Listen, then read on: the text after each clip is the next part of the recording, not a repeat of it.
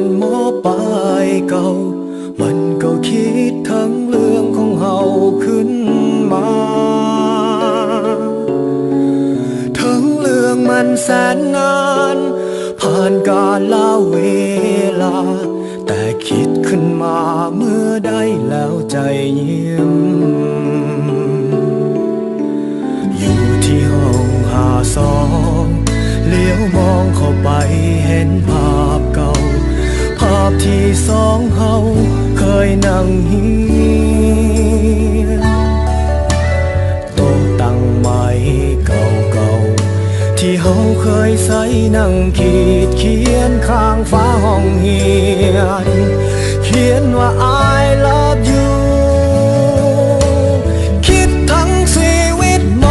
.5 คิดทั้งคนฮักตอนม.5 คิดทั้งวันเวลาเก่าเล่านาน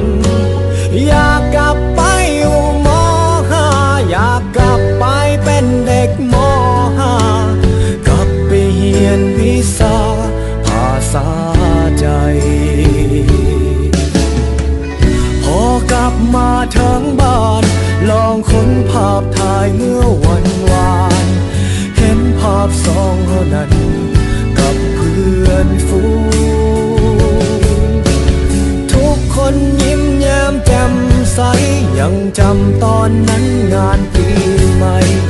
ทุกคนนั้นห่วงใจออกเงินจัดงา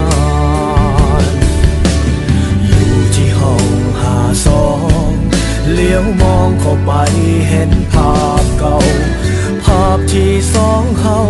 เคยนั่งเฮียนโต๊ะตั้งไม้